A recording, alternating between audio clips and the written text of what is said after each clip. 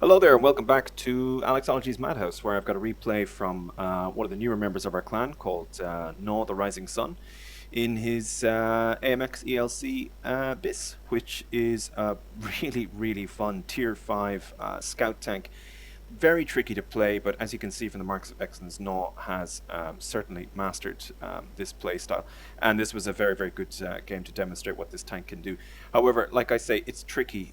You've got a really good gun, but it takes a very long time to load and really horrendous aim time. But that's the price you pay for the speed that this thing can do. So here we are on steps, and you know, pretty much maybe not the worst matchup you possibly could have, but low tiers and fairly even odds. So off he goes into the middle, off to one of the scouting spots, and oh, double tracked. And that is the kind of beginning to a game that you can be fairly sure means your game is going to be pretty awful, but luckily he manages to pull it back. So quite aggressive right across the center of the field. Bit of cover on the left with the bushes, but it is a dangerous move, but I'm fairly sure his crew skills are good. Oh, T-37, he knows he's going to be outplayed by him.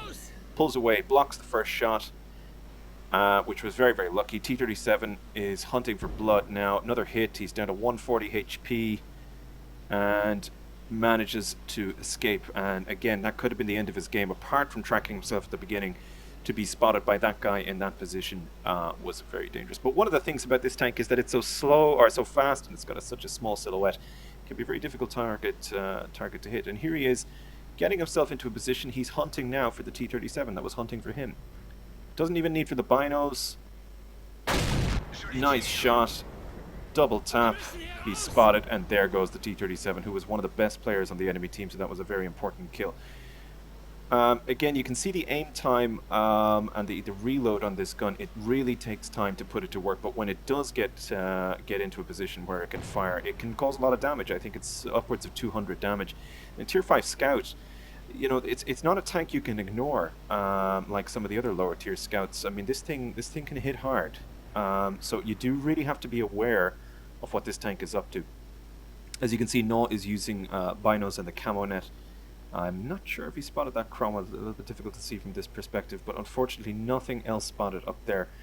Now the left flank looks like it's in trouble. The right flank looks like it has more of a possibility of pushing through, but very static at the moment. And we've just lost one of the OIs. So far, pretty even. They're 500 HP down. And Noah's doing what scout tanks have to do at this time of the game. Just sit and wait. Look for opportunities.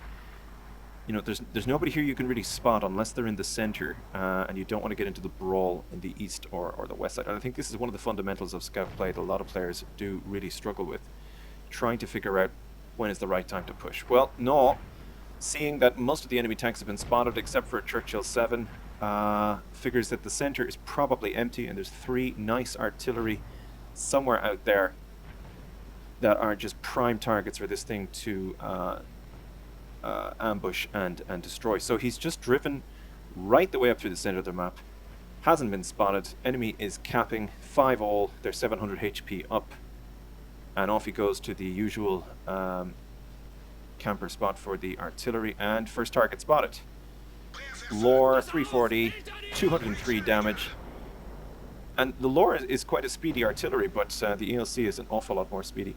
Now your gun doesn't traverse all the way around. You've got quite a small arc to fire, and this is a key skill, getting yourself into a position to swing your tank around to get that shot in.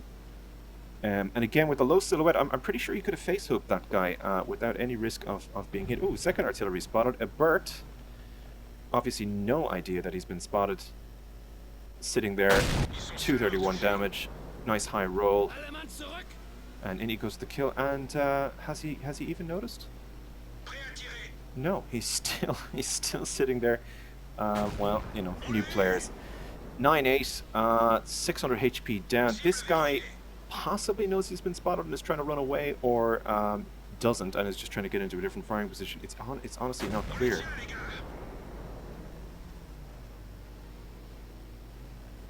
And I don't know. I think he's finally spotted that he you know, is in trouble. Just look at the reload speed. Really costs you in this tank. So he's 3 kills in. His partner has got 2 more. They are capping. East flank is down. Only the artillery protecting base. Not good news, and it's looking very shaky.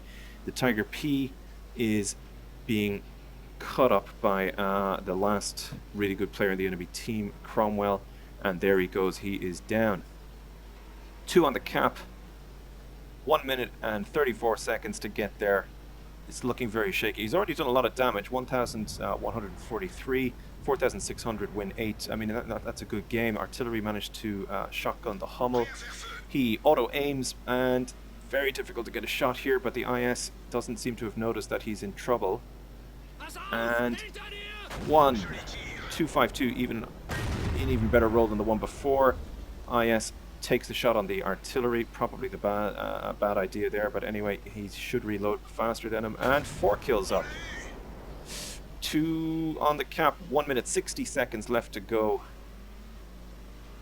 His partner, I think, is sort of facing off against the Cromwell, trying to drag him down towards him.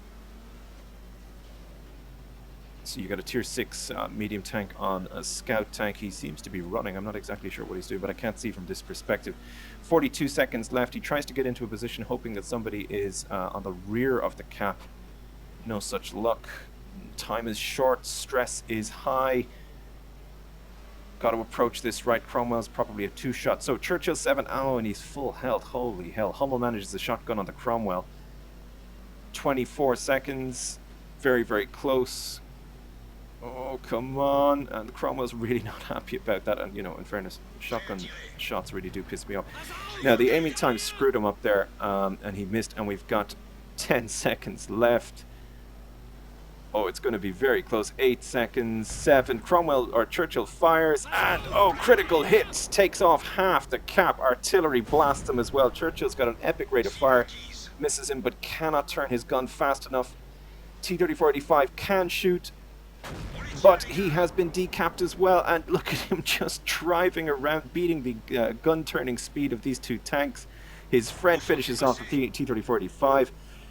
Churchill, poor guy, turn your hull, man, turn your hull, come on. Oh my god, and he's changed target, and it is all over. Artillery blast him. Oh no, a miss, terrible miss. And who is going to get the kill shot? And look at that. I'm not even sure he can aim at that guy. He possibly could hit him there. It's actually not clear from this perspective. But one of the really key skills for epic ELC play is to get yourself this close to a tank under his gun depression, and you can just sit there and blast away at him as you like. The only thing an enemy tank can do in that point is to just keep ramming into you, which will cause quite a fair bit of damage. It's a very, very light tank. But I'm pretty sure he's safe there, and I think he knows it. And who's going to get it? And there we go. So, 1,802 damage spotted, 9,000 win 8 that we know about. I don't think he took any blind shots, but just an epic replay. Saved the cap, killed all 3 artillery. Just a really, really satisfying game. And I gotta say, this is a game that is making me want to buy the ELC back, because I gave up on this tank pretty soon after buying it, because I was able to rank up to the next one pretty fast. But I gotta say, these are the type of games that are really making me want to buy this tank back. So let's have a look at the stats and see how he did. So here's the stats. Mastery badge, as you'd expect, 3 miscellaneous, and Paskuski's medal for killing 3 enemy SPGs, which is one of my missions actually at the moment. Basically, get one of these medals. I need to kill 3 SPGs, and I haven't been able to do it for a while. One of the ways to do that is to bring 2 platoon mates in artillery, but I would have to be subjecting 2 of my clan mates to RD game after RD game after RD game, and I'm just not sure I have it in me. Brothers in Arms for killing at least 3 each, and of course the Defender. And you know, this is a mastery badge, but it really was a masterful game. There was no luck involved in this apart from one bouncer, the T-37. This guy knew how to play his tank in each of the situations he was presented with. Damage-wise, well, he is second in damage. The Hummel did actually have quite a good game. 5 kills, 107, 1,799 damage.